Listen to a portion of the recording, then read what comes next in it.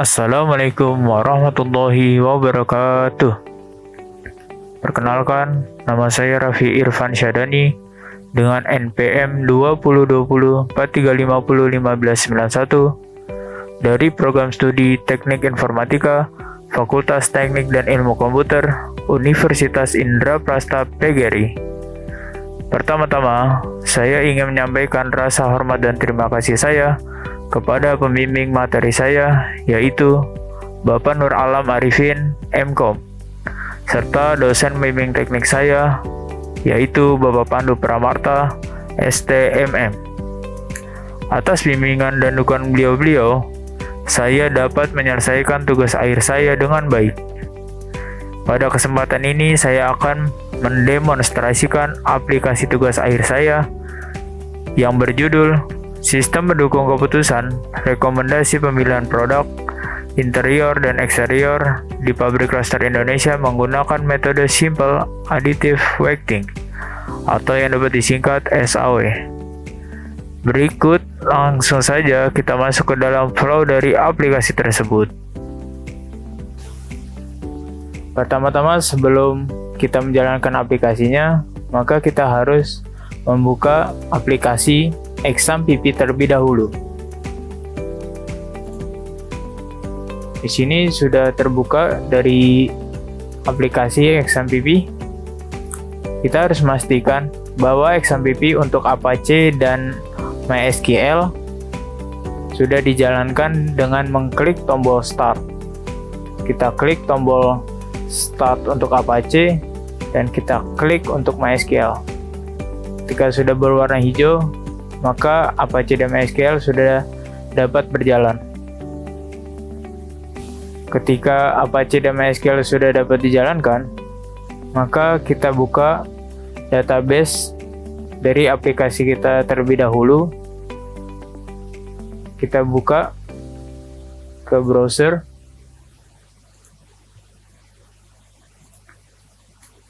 Kita ketikkan localhost php myadmin. Di sini kita sudah masuk ke php myadmin.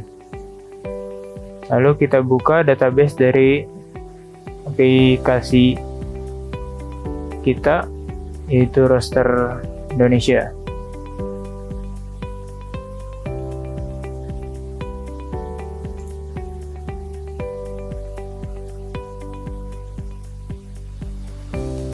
Di sini sudah tampil atau sudah terlihat database dari Roster Indonesia yang dimana sudah terhubung satu sama lain antara tabel satu dengan satu yang lainnya.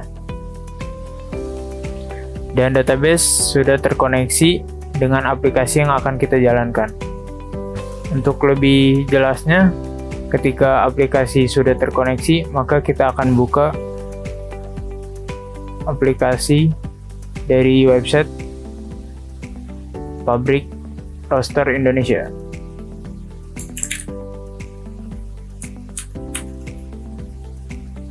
Kita ketikkan localhost Roster Indonesia. Di sini sudah tampil halaman login dari Pabrik Roster Indonesia.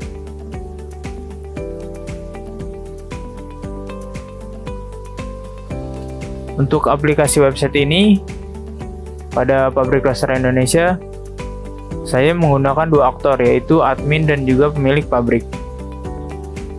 Untuk menjalankan aktor dari admin, kita akan masukkan username dan password terlebih dahulu.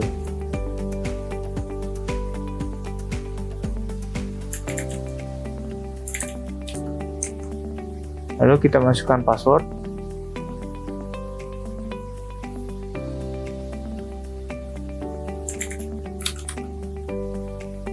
Ketika password dan username sudah terisi, maka kita klik button masuk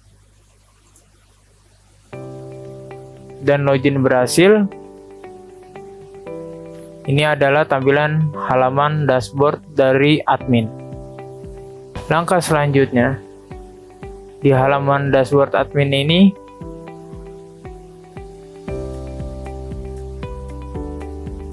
terdapat menu master data dan juga master user.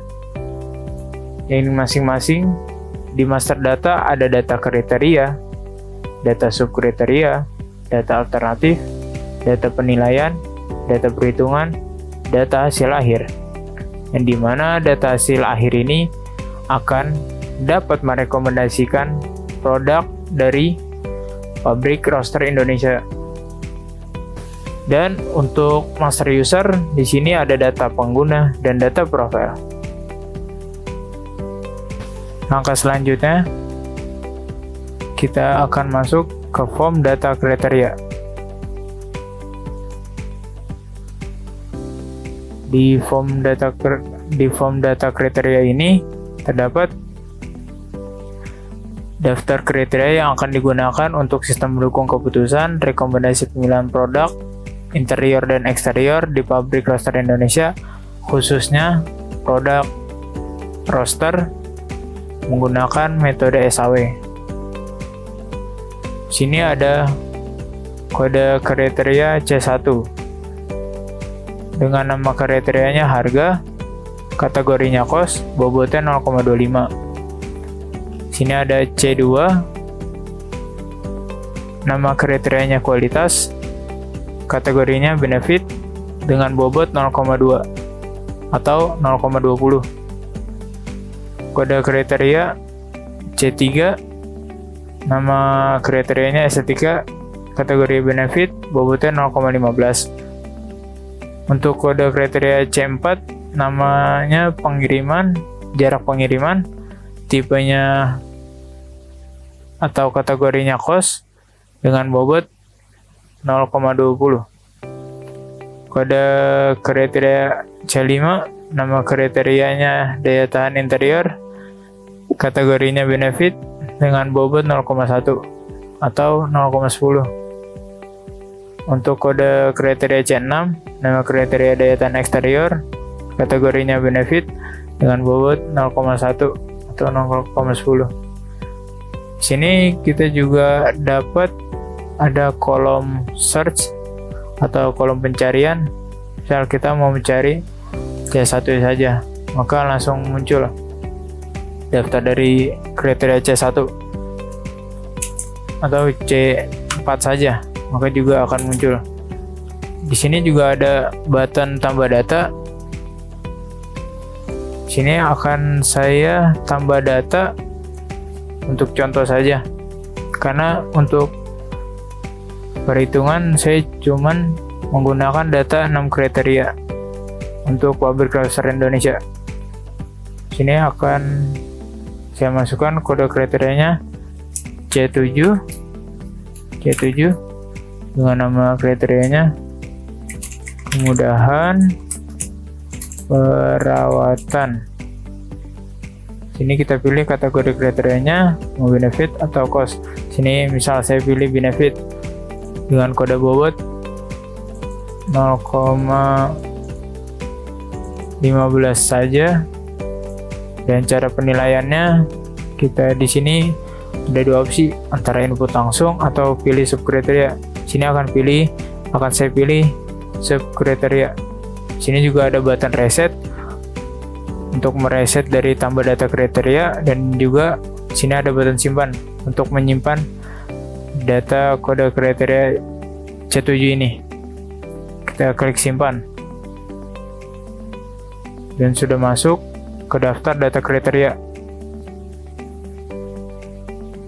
yaitu kode kriteria C7. Sini juga ada button ubah data. Kita akan ubah data dari kode kriteria C7. Misal kita di sini kita ubah menjadi cost. Dan juga di sini ada button reset dan button update. Maka kita klik update untuk dapat mengubahnya. Maka di sini akan berubah kategorinya untuk kode kriteria C7, yaitu kategorinya cost. Sini juga ada button hapus. Kita akan menghapus kode kriteria C7 karena yang kita butuhkan cuma 6 kriteria. untuk pabrik klaster Indonesia.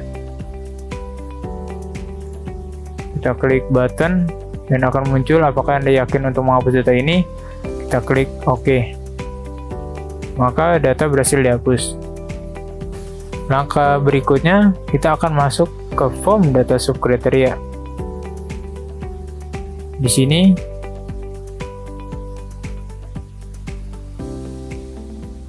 terdapat 6 kriteria, yaitu harga, kualitas, estetika, jarak pengiriman, daya tahan interior, dan daya tahan eksterior. Data subkriteria ini kita juga bisa kita tambahkan, misal harga. Di sini kita tambahkan 25.000.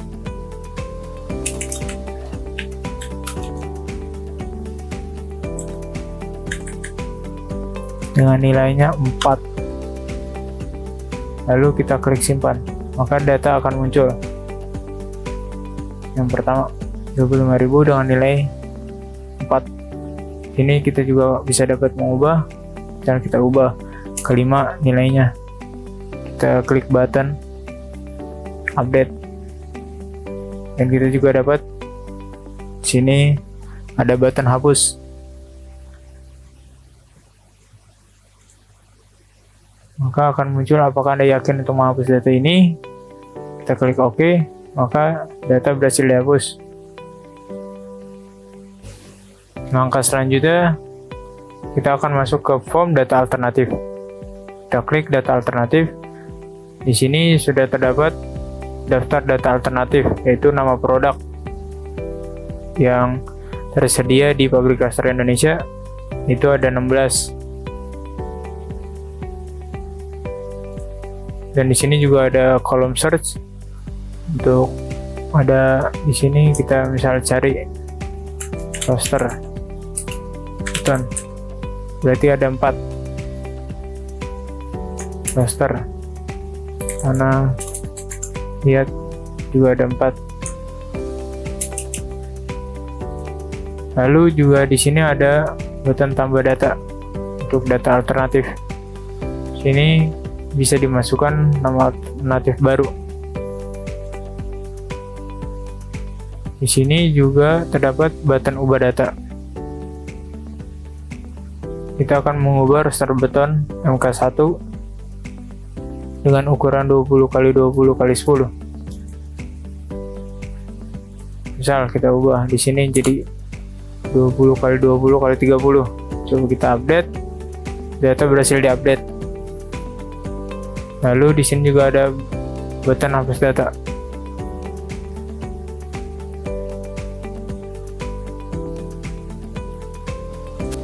Coba kita akan hapus button roster keramik. Sini kita akan hapus.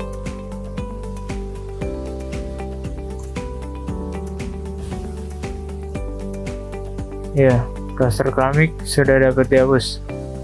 Di sini juga ada button cetak data alternatif. Kita klik cetak data alternatif. Sini sudah dapat 15 data produk yang ada pada pabrik klaster Indonesia. Sini juga bisa di print data dari laporan data alternatifnya. Kita klik print.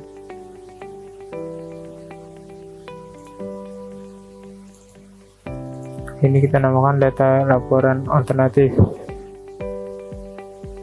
1.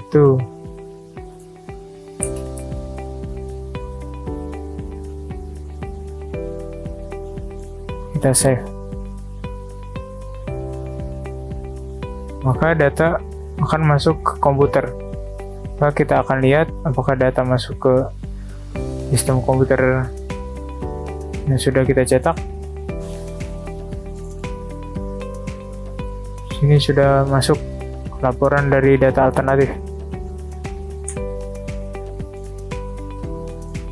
Selanjutnya kita akan masuk ke form data penilaian,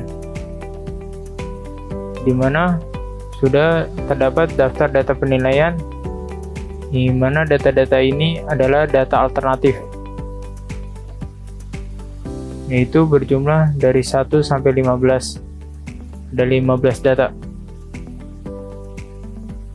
Untuk mengisi setiap data alternatif untuk melakukan penilaian, maka kita klik button edit. Di sini kita juga bisa ubah misal dari kelihatan eksteriornya 6 sampai 7 tahun, kita buat menjadi lebih dari 7 tahun. Maka lalu kita klik update.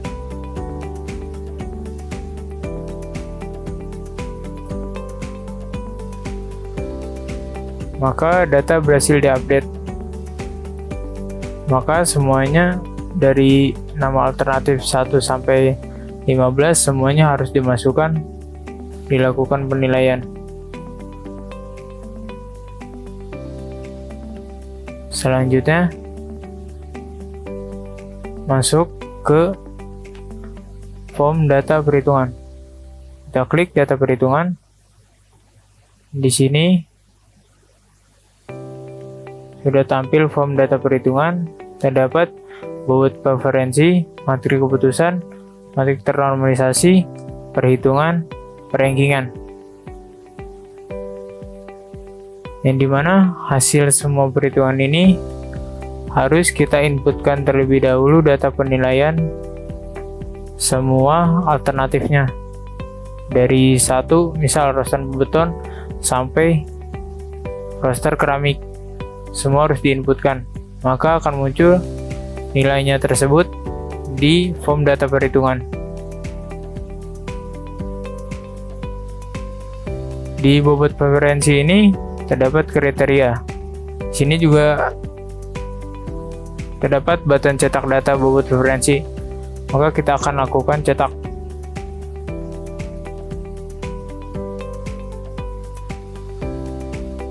Ini kita buat laporan data bobot preferensi.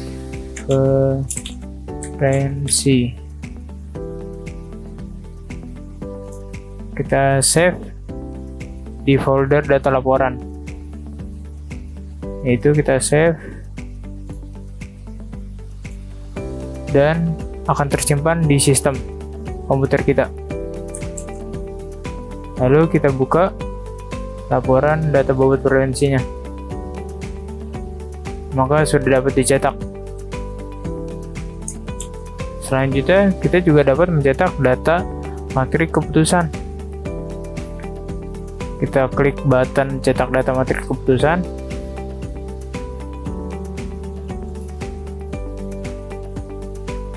Terdapat 15 dengan nilai kriteria dari C1 sampai C6. Untuk semua nama alternatif sudah terinputkan nilainya. Lalu kita klik print. Sini kita namakan laporan data matriks keputusan. Lalu kita save. Akan tersimpan di sistem.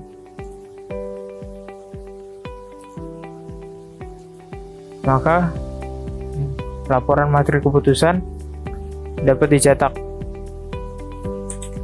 Selanjutnya kita masuk ke matriks ternormalisasi. Di matriks ternormalisasi ini sudah berubah nilainya.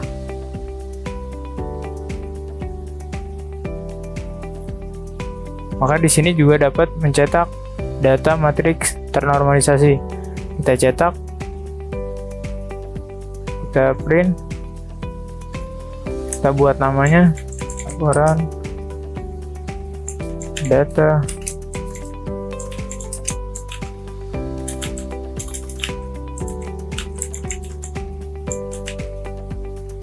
lalu ketika kita sudah namakan, kita save, maka akan masuk ke sistem. Laporan matrik ternormalisasi dapat dicetak juga. Lalu kita masuk ke perhitungan. Di sini juga dapat mencetak data perhitungan dan keluar hasil nilai-nilai menggunakan metode SAW.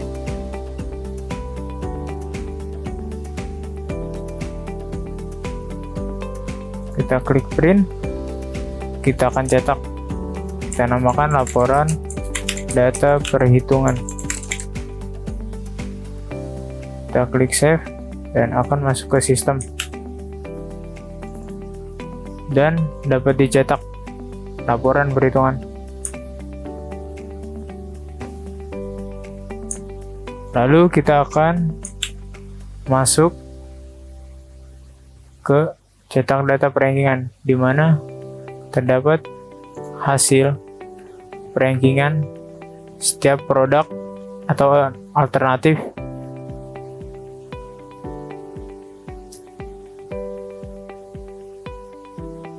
dari ranking 1 sampai ranking 15. Lalu kita juga dapat mencetak hasil perankingan. Kita buatkan nama laporan data perankingan. Kita save dan akan masuk ke sistem. Maka data berhasil dicetak. Lalu selanjutnya kita masuk ke form data hasil akhir. Kita klik data hasil akhir dan akan muncul hasil rekomendasi produk, yang dimana terdapat yang produk direkomendasikan, yaitu ada 3. Yang pertama ada roster beton dengan jenis MK1 dengan ukuran 2x20 x 20 x 30. Dan ranking kedua ada roster keramik jenisnya MK1 ukuran 20 x 20 x 10. Terus yang ketiga yang direkomendasikan ranking ketiga ada roster beton dengan jenis RBT dengan ukuran 30 x 15 x 10, atau yang lebih kecilnya 30 x 15 x 8. Di data hasil akhir atau rekomendasi produk, maka dapat mencetak hasilnya. Ini kita akan cetak hasil dari rekomendasi produk. Kita klik print, kita namakan laporan rekomendasi produk 1. Kita save. Kita buka file data laporan dan data laporan rekomendasi berhasil dicetak.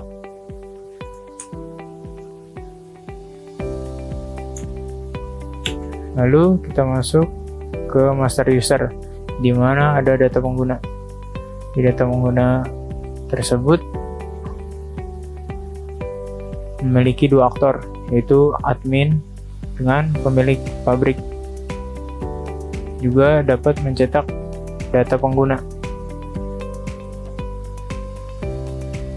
dan juga dapat menambahkan data, juga bisa mengubah data dan juga menghapus data. Kita masuk ke form data profile. Di sini kita juga dapat mengubah dari password admin, yaitu namanya Rafidani24, yaitu si admin bisa mengubah password, bisa mengubah nama dan juga email. Langkah selanjutnya kita akan masuk ke aktor yang kedua, dan di sini kita pilih siap untuk pergi. Kita klik button keluar dan akan muncul ke form login yang awal.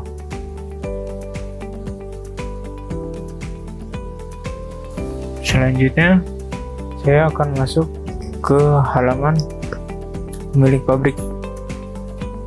yang dimana aktor kedua. Sini saya akan masukkan username dari kepala pabrik dan password. Dan ketika username dan password sudah masuk, kita klik button masuk. Sini berhasil masuk ke halaman dashboard dari kepala atau pemilik pabrik.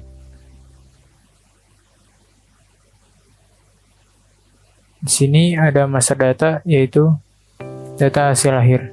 Jadi si aktor kedua atau si pemilik pabrik cuman mendapatkan hasil rekomendasi produk dari penginputan si admin.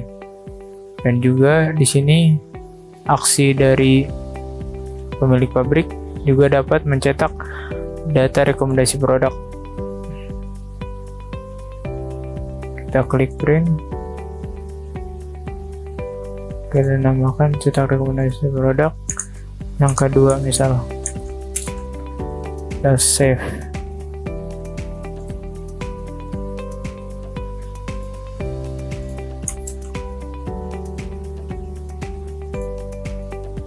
Ini sudah ada nama lapor rekomendasi produk kedua dan dapat dicetak. Sini juga ada nama si pencetaknya, yaitu Taufik 123, si pemilik pabrik. Lalu ada master user. Kita masuk ke form profile, juga dapat mengubah password, nama, email.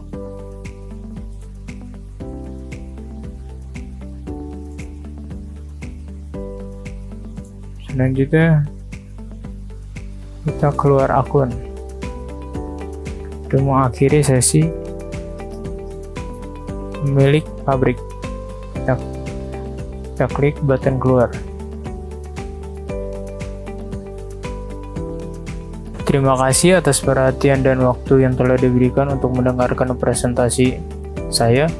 Dalam kesempatan ini saya telah memperkenalkan dan mendemonstrasikan aplikasi yang berjudul Sistem Mendukung Keputusan Rekomendasi Pilihan Produk Interior dan Eksterior di Pabrik Klaster Indonesia menggunakan metode SAW. Sekali lagi, terima kasih kepada dosen pembimbing dan semua pihak yang telah mendukung dalam penyelesaian tugas akhir saya. Semoga aplikasi ini bermanfaat dan dapat diaplikasikan dengan baik. Assalamualaikum warahmatullahi wabarakatuh.